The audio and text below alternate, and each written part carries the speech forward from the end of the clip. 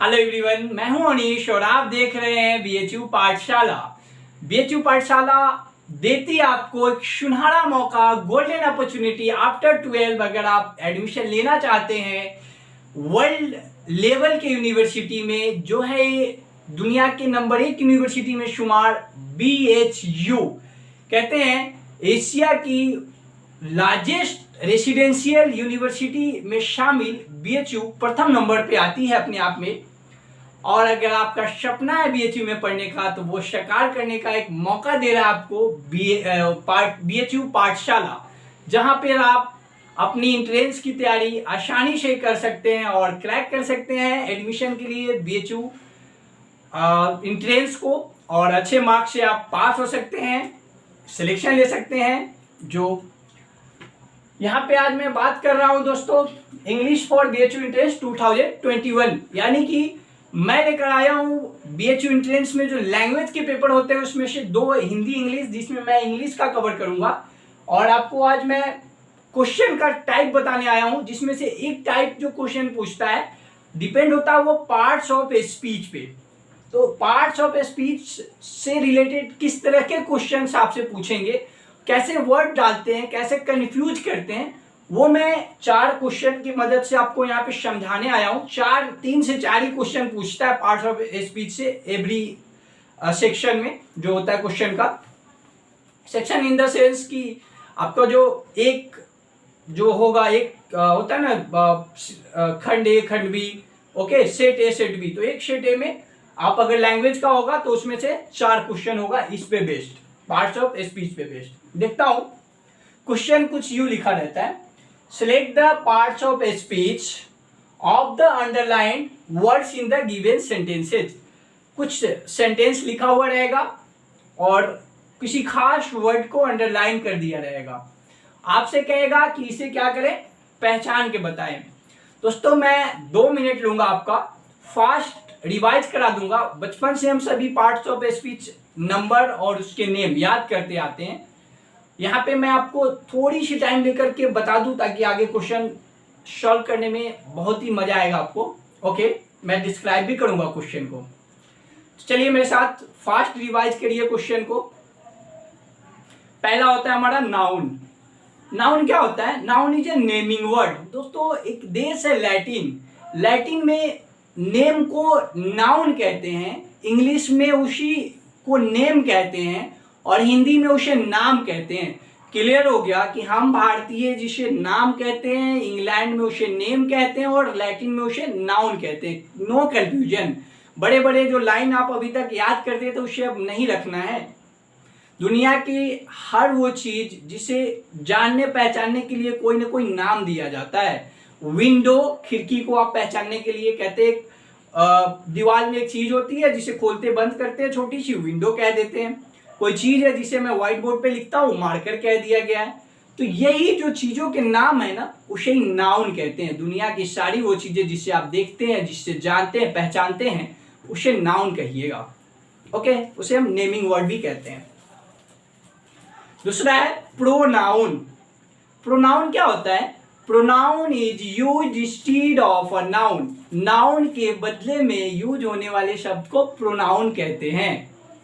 कहते हैं कि अगर एक नाउन को बार बार रिपीट किया जाए तो सेंटेंस भद्दा लगता है, खूबसूरत नहीं दिखता है। इसीलिए हम नाउन को हटा के प्रोनाउन का यूज करते हैं। जैसे कहे तो Ram is my friend, Ram works very hard, Ram is a good boy. देखिए अगर इन तीनों को बोले तो एक ही राम के लिए बार बार राम रिपीट करना गंदा लग रहा है, लेकिन यहाँ पे मैं प्रोनाउन यूज कर दूं, राम से रिलेटेड 3rd पर्सन है, इससे रिलेटेड अगर कोई प्रोनाउन यूज करूं, जैसे Ram is a good boy, he works hard, he is my best friend, तो कितना अच्छा लगता है। ओके, ऐसे ही प्रोनाउंस की जो टाइप्स है वो भी मैं ग्रामर की क्लास में पढ़ाऊंगा पूरी तरह से। नेक्स्ट है हमारा एजेक्टिव। बहुत सारे लोग आप में से एडजेक्टिव बोलते हैं, अब एजेक्टिव बोलिएगा। एजेक्टिव क्या होता है? नाउन और प्रोनाउन को मॉडिफाई करता है या क्वालिफाई करता है, यानी उसमें कुछ जोड़ता है। ओके, तो सीधी सी बात है, जब भी कहीं नाउन और प्रोनाउन में कुछ जुड़ा हुआ लग जाए, ऐसा महसूस हो कि नाउन और प्रोनाउन में कुछ जोड़ दिया है, कुछ बढ़ा रहा है या उसके बारे में कुछ बता रहा है, तो आप समझ जाइएगा ये कौन सा वर्ड है, एडजेक्टिव है। जैसे ए ब्यूटीफुल गर्ल, गर्ल में पहले अगर ब्यूटीफुल लग गया तो क्या हो गया, ये ओके एडजेक्टिव हो गया ये। वेरी गुड, बहुत सारे लोग आप में से पता भी होगा लेकिन रिवाइज हो जाएगा उनका। नेक्स्ट है वर्ब। वर्ब क्या होता है, एन एक्शन वर्ड, ऐसा वर्ड जो एक्शन शो करे, जो डूइंग वर्ड हो, जो ये बताए हमें कि कोई काम हो रहा है, काम को बताए, काम को दर्शाए, क्रिया बोलते हैं ना हिंदी में। ओके, तो समझ जाइएगा क्रिया भी काम ही होता है। रन, गो, राइट, क्या है, ये सब काम है। लाफ, थिंक, ये सब एक काम है। इट, खाना, ऐसा महसूस हो रहा है ना काम वाला, जिसमें कुछ करना पड़ रहा हो, ओके, एक्शन हो। नेक्स्ट हमारा एडवर्ब। एडवर्ब क्या होता है, जो एडजेक्टिव, वर्ब और खुद एडवर्ब में कुछ जोड़े दूसरे एडवर्ब में, उसे हम एडवर्ब बोलते हैं। ओके, जोड़े से मतलब एडजेक्टिव भी जोड़ रहा था नाउन प्रोनाउन में और एडवर्ब भी जोड़ रहा है, किस किस में, एडजेक्टिव में, वर्ब में और दूसरे एडवर्ब में, तो हम क्या कहेंगे, उसे एडवर्ब बोलेंगे। जैसे राम वर्क्स वेरी हार्ड, यहां पे देख लीजिए, राम वर्क्स, काम वाला शब्द हो गया वर्क्स, ओके, और इसको एक एडवर्ब ने मॉडिफाई किया, वेरी, और कैसे, हार्ड। ओके, अगर मैं यहां पे कहूं works hard, okay, works hard का मतलब है कि जो हार्ड है वो क्वालिफाई कर रहा है किसको, वर्क्स को, यानी कि वर्ब को, तो ये खुद ही एडवर्ब है। ओके, वर्ब को क्वालिफाई करेगा, एडजेक्टिव कभी नहीं, एडवर्ब करेगा। और इस एडवर्ब को भी एक और क्वालिफाई कर रहा है, हार्ड तो है लेकिन कैसा, वेरी हार्ड, कैसा है, वेरी हार्ड। ओके, नेक्स्ट है हमारा प्रीपोजिशन। प्रीपोजिशन, जैसे नाम से ही पहले पता है, प्रीपोजिशन, पोजीशन बताएगा, कब आके, पहले आके, वर्ड्स के पहले आके पोजीशन बताएगा, उसे हम प्रीपोजिशन कहेंगे। In, on, okay, marker is on the table, यानी मार्कर जो है ऑन द टेबल है, तो टेबल से ठीक पहले आया और इसकी पोजीशन बता रहा है, टेबल के ऊपर है। Okay, marker is on the table, यानी टेबल के ऊपर, पोजीशन बता रहा है। जब मैं ग्रामर बताऊंगा तो बहुत ही अच्छे एग्जांपल के साथ एकदम प्यार से पूरी की पूरी आपके दिमाग में घुसा दूंगा, कहीं भी कंफ्यूज नहीं होगी। बीएचयू एंट्रेंस के बाद भी ये काम आएगा आपको जब आप कॉम्पिटिटिव एग्जाम देंगे। नेक्स्ट है कंजंक्शन। कंजंक्शन क्या होता है, या कंजंक्शन बोलते हैं इसको, ये क्या होता है, ये कनेक्टिंग होता है, कनेक्ट करने वाला या ज्वाइनिंग वर्ड होता है। जैसे आप देखते होंगे ना, जंक्शन क्या होती है, वहां से गाड़ी जुड़ के बन के जाती है ना, जंक्शन से, रेलवे स्टेशन होती है वहां पे जंक्शन बोलते हैं, वहां से क्या होती है, गाड़ी दूसरी जुड़ती है, एक रहती है यहाँ से कई सारी गाड़ियां निकलती है, तो ये ज्वाइनिंग वर्ड होता है। क्या करती है, इधर से आई फिर इधर बन के जाती है, तो ये कंजंक्शन भी क्या करता है, जोड़ने का काम करता है दो सेंटेंस, दो वर्ड, दो क्लॉज को। जैसे राम एंड श्याम, राम को जोड़ रहा है श्याम के साथ, okay, this is my house and that is yours, and क्या कर रहा है, जोड़ने का काम कर रहा है। इसी तरह से वर्ड्स कंजंक्शन भी होते हैं। एंड नेक्स्ट है हमारा इंटरजेक्शन, ये क्या होता है, एंड नेक्स्ट आता है हमारा इंटरजेक्शन। इंटरजेक्शन क्या होता है, ये भी एक वर्ड होता है और ये सडन फीलिंग वर्ड होता है, इसका ग्रामर से कुछ लेना देना नहीं होता है, ये सडन होता है, सरप्राइज होता है वर्ड, आहा, इस तरह के वर्ड्स आपके मुंह से निकल जाता है ना सरप्राइज होने पे, कुछ इसी तरह के वर्ड होते हैं जो मैं एक्सप्लेन करूंगा। तो अभी तक हमने ये देखा कि पूरी की पूरी पार्ट्स ऑफ स्पीच जो है वो काम के आधार पे बांटा गया है, काम के आधार पे। जैसे हम इंसान काम के आधार पे, कोई डॉक्टर बन गया तो उसका डॉक्टर की कैटेगरी में डाल दिया, इंजीनियर बन गया तो इंजीनियर की कैटेगरी में डाल दिया, अगर वो सोशिएबल है, पर्सन है, जो लोगों की मदद करता है तो सोशिएबल पर्सन की कैटेगरी में डाल दिया, ओके, कोई लेबर का काम करता है तो लेबर की कैटेगरी में डाल दिया, स्टूडेंट है तो स्टूडेंट की कैटेगरी में।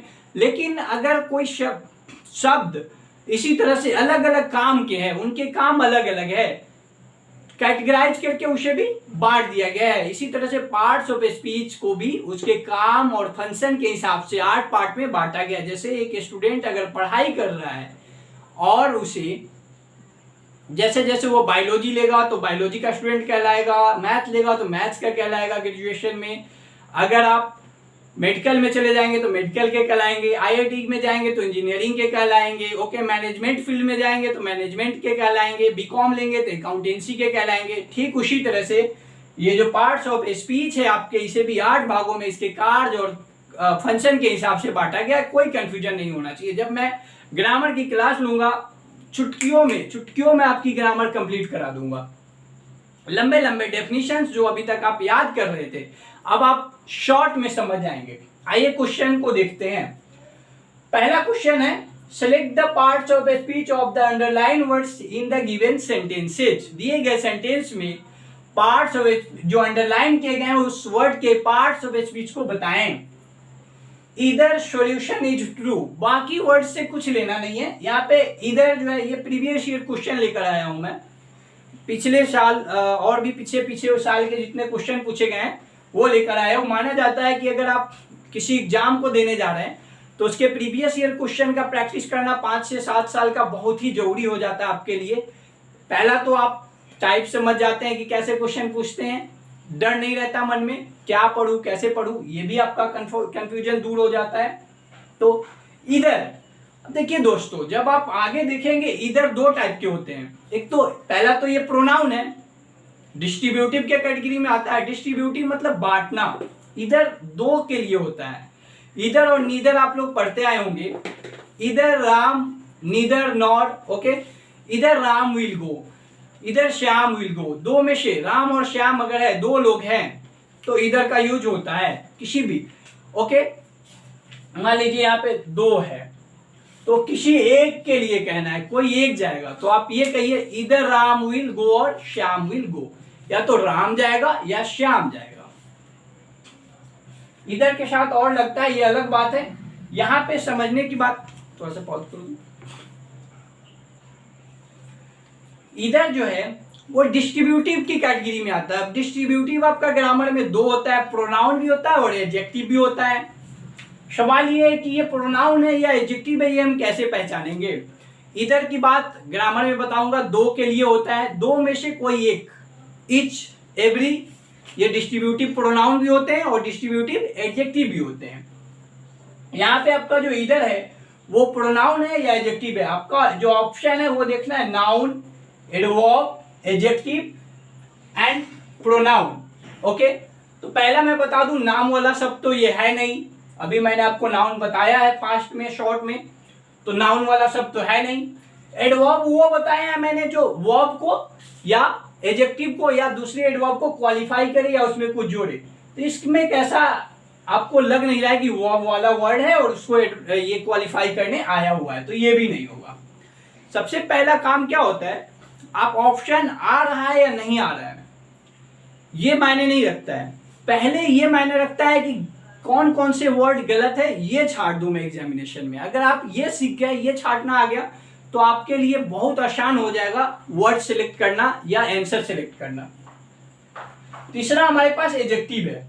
एडजेक्टिव क्या कहता है, ये कहता है कि नाउन या प्रोनाउन को मैं क्वालिफाई करता हूं। तो यहां पे ये देख लीजिए, ना ही इसके आगे कोई नाउन है ना ही इसके आगे कोई प्रोनाउन है, तो ये ऐसे ही नहीं होगा। 3 चीजें तो आपका हुआ ही नहीं, तो जो आखिरी बच है वो आंसर लगा देना है, आपको आए या ना आए आंसर। छाड़ दिया हमने कि ये नहीं होगा और ये भी नहीं मालूम है कि ये होगा या नहीं, तो जो बच गया वही तो आंसर होगा ना। आंख बंद करके टिक लगा देना, 100% सही जाएगा। हम लोग कितनी सारी एग्जामिनेशंस ऐसे ही क्वालिफाई करते हैं, बीएचयू भी ऐसे ही पढ़ के पास हुए थे और बेहतर मार्क्स लाए थे। तो अब प्रोनाउन आपका आंसर हो गया, ओके, ट्रिक है ये। अब मैं बताता हूं ये क्यों प्रोनाउन है, एडजेक्टिव क्यों नहीं है। दोस्तों एडजेक्टिव क्या करता है, नाउन या प्रोनाउन के लिए आता है, तो यहां ना नाउन है ना प्रोनाउन है, ओके, तो है ही नहीं तो एडजेक्टिव तो होगा नहीं। ओके, तो ये क्या है, प्रोनाउन है, अपने आप में क्या है, प्रोनाउन है, डिस्ट्रीब्यूटिव प्रोनाउन। प्रोनाउन में नाउन की जरूरत नहीं होती है। एडजेक्टिव जहां भी रहेगा, ब्यूटीफुल, क्या, what, beautiful, a girl, okay, nice, what, marker. तो पता चल गया कि जो एडजेक्टिव है उसके बाद कोई ना कोई नाउन चाहिए, या यूं बोले कि एडजेक्टिव के लिए एक नाउन जरूरी है, प्रोनाउन के लिए कोई नाउन जरूरी नहीं है, प्रोनाउन के बदले में नाउन आता है। तो यहाँ पे इधर एक प्रोनाउन है, चूंकि इसके बाद कोई नाउन नहीं है तो एडजेक्टिव होने का कोई पॉसिबिलिटी ही नहीं है। नेक्स्ट है आपका, the player kicked the ball very hard, और किक्ड वर्ड को आपको चूज करना है पार्ट्स ऑफ स्पीच का कौन सा पार्ट है। Okay, the player kicked the ball very hard, player ने बॉल को बहुत ही हार्ड से क्या किया, किक कर दिया, मार दिया। ये बताना है इसमें आपको कि ये क्या है, ट्रांजिटिव वर्ब है, इंट्रांजिटिव वर्ब है, या एडवर्ब है, या वर्ब है। दोस्तों अब मैं बता दूं, अभी मैंने बताया जो काम वाला शब्द है वो वर्ब है, तो आप क्लियर हो गया कि किक्ड, किक्ड करते हैं हम, मारते हैं, तो एक काम वाला शब्द हो गया, किक करना है, काम है। अब यहाँ पे वर्ब हो गया। अब आपको कंफ्यूजन हो रहा होगा कि भैया वर्ब तो यहाँ पे है तो मिल गया, लेकिन इतनी जल्दी नहीं मारेंगे, बाकी के हमने कहा है कि लास्ट एक ऑप्शन छांटना है आपको, बाकी कैंसिल करते जाना है। अब आप देख रहे होंगे यहाँ पे, पहले तो देख लो आप एडवर्ब, तो एडवर्ब तो होगा ही नहीं क्योंकि ये खुद एक्शन वर्ड है, तो आप इसको काट दो पहले। 3 बचे हैं, आसान हो जाएगा। तीन में से भी आप देख लो, ट्रांजिटिव, इंट्रांजिटिव लगा है और वर्ब लिखा है, तो अगर ये वर्ब है तो यहाँ पे उसकी 2 टाइप्स भी है, ट्रांजिटिव और इंट्रांजिटिव, तो यहाँ पे इसको भी अब काट दो, बच गए 2। कितना आसान हो गया आपके लिए। इस दोनों में से ही कोई एक टाइप होंगे। कहते हैं जो ट्रांजिटिव वर्ब होता है वो अपने बाद एक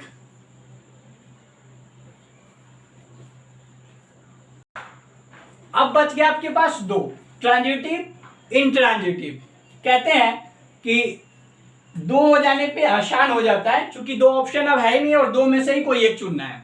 ये सही तरीका है एग्जाम में किसी क्वेश्चन को सॉल्व करने का, अच्छे मार्क्स लाने के लिए। 2 में से देख लेता हूं मैं। कहते हैं ट्रांजिटिव वर्ब अपने बाद एक ऑब्जेक्ट लेता है और इंट्रांजिटिव वर्ब अपने बाद ऑब्जेक्ट नहीं लेता है। तो यहाँ पे kicked, the player kicked, sentence clear हो रहा है क्या, मीनिंग क्लियर हो रहा है क्या, नहीं हो रहा है, तो ये ट्रांजिटिव है।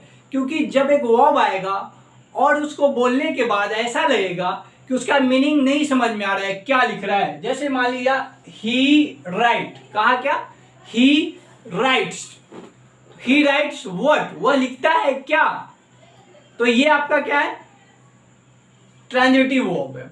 अगर आपने कहा ही गोज, वो गया, तो गया भैया, इसके बाद भी कुछ जरूरत है क्या, मीनिंग अंडरस्टैंड हो गया, निकल गया मीनिंग इसका कि वह गया, तो ये इंट्रांजिटिव होगा। यानी एक वर्ब जिसके बाद आपको आगे की मीनिंग की जरूरत ना पड़े समझने के लिए, उसके अर्थ को आगे की वर्ड की जरूरत ना पड़े, लेकिन एक ऐसे वर्ड जिसके बाद आपको एक वर्ड की जरूरत हो उसकी मीनिंग को समझने के लिए, तो ट्रांजिटिव हो जाएगा। तो यहाँ पे अगर मैं कहूं द प्लेयर किक्ड, तो आप कहेंगे व्हाट किक्ड, किक तो किया लेकिन क्या किया, the ball, the player kicked the ball, यानी जो प्लेयर है किक किया किसको, बॉल को, ऑब्जेक्ट की जरूरत है। हम पढ़ते हैं ना स्ट्रक्चर में, सब्जेक्ट, ओके, जो पहला है सब्जेक्ट, उसके बाद वर्ब एंड देन ऑब्जेक्ट। इसके बिना, इस ऑब्जेक्ट के बिना इसका मीनिंग अधूरा है, इसलिए ये ट्रांजिटिव होगा। 2 में से भी आपने किसको छांट लिया दोस्तों, एक को सिलेक्ट कर लिया, 2 में से एक को सिलेक्ट कर लिया। ओके, अब आपका मीनिंग यहाँ पे क्लियर हो गया होगा। जब ग्रामर पढ़ाऊंगा तो ये सब चीजें बहुत इजीली आपको समझ में आ जाएगी। नेक्स्ट है he will live here till retirement, he will live here till retirement, वो यहाँ रिटायरमेंट तक रहेगा। अब अगर बात करूं कि ये वर्ड जो है अंडरलाइन, जो रिटायरमेंट है वो क्या है, ओके, पहले ऐसे देखते हैं कि रिटायरमेंट है ये, हमने कहा एडजेक्टिव क्या करेगा, नाउन में कुछ जोड़ेगा, तो यहाँ पे कुछ ही, रिटायरमेंट कुछ समझ में तो आ नहीं रहा है। नाउन तो, प्रोनाउन तो वही यही है, उसके लिए तो आया नहीं है। तो एक तो आपका पहली कट गया, एडजेक्टिव तो होगा नहीं, बचे 3। फिर देखिए नाउन, नाउन कंफ्यूजन है। देख लीजिए एडवर्ब। एडवर्ब क्यों आता है भैया? वर्ब में या एडजेक्टिव या किसी अन्य एडवर्ब में जोड़ने आएगा। तो यहाँ पे वर्ब ऐसा लीव, रिटायरमेंट ऐसा कुछ मैच कर ही नहीं रहा है। वर्ब तो लीव है हमारा, लेकिन इससे कोई मतलब ही नहीं है। एडजेक्टिव कुछ है नहीं है यहाँ, और दूसरी एडवर्ब के लिए आया नहीं है, तो ये भी आपका कट जाएगा। अब बचा प्रोनाउन। तो हमने कहा है जो नाउन के बदले में यूज हो, तो नाउन यानी नाम के जगह पे ही यूज हो गया है, तो यहाँ पे प्रोनाउन ये हुआ, लेकिन अंडरलाइन ये है, तो यहाँ पे प्रोनाउन भी नहीं होगा। तो अब आपको आता है इसका मतलब समझने या नहीं आता है, इससे कोई मतलब नहीं है, ये नाउन है। ऐसे करके आप सॉल्व कर लेंगे एग्जाम में। ट्रिक है ये सब दोस्तों, बहुत ही आसानी से 100% ये ट्रिक काम करेगा। 99% तो जनरली काम करता ही है, और थोड़े से मजबूत के किए तो 100 में 100। बता दूं ये क्यों नाउन है। किसी भी वर्ड के किसी भी वर्ड में अगर हम दो चीजें होते हैं, परफिक्स, प्रीफिक्स, जिसे बोलते हैं प्री पहले, और सफिक्स, ये दो वर्ड जो ऐसे होते हैं जिसको जोड़ने के बाद उसके जो पार्ट्स ऑफ स्पीच है वो चेंज हो जाते हैं। पहले जो रूट वर्ड होते हैं उसमें से चेंज हो जाते हैं। अगर मैं बात करूं रिटायर, रिटायर के बाद अगर इसमें MENT सफिक्स जोड़ दिया जाए तो ये एक, बोलिए, नाउन बन जाता है। ध्यान रखिएगा, कभी भी किसी भी वर्ड में अगर MENT सफिक्स यानी बाद में जुड़ा हो तो वो वर्ड नाउन होता है। अचीव आपका वर्ब है, ACHIEVE, अचीव। अचीव मीन्स होता है ग्रहण करना, पाना। ओके, अगर इसमें MENT जोड़ दिए अचीवमेंट, तो वो क्या हो जाएगा? नाउन हो जाएगा। ओके, इसी तरह से ये क्वेश्चन आपका सेशन खत्म होता है। बने रहिए आप BHU पाठशाला पे, जो कि आपको सिलेक्शन दिलाती है 100% श्योरिटी के साथ। अगर आप मेहनत करते हैं तो, अगर आप कंटिन्यू होते हैं तो कोई जरूरत नहीं है आपको बार बार रिवाइज करने की इंग्लिश की। आप मैथ्स पढ़िए ना, GK GS पढ़िए ना, टीचर्स आपको पढ़ाते हैं उसको बार बार रिपीट करिए, लर्न करिए, याद करिए। इंग्लिश तो जो मैं समझा दूंगा 1 से 2 बार वीडियो को देख लीजिएगा, एंड 100% ये आपका हो जाएगा इंग्लिश। सिर्फ आप बस सेट बनाइएगा जो दिया जाएगा यहाँ से। ओके, तो थैंक यू, धन्यवाद।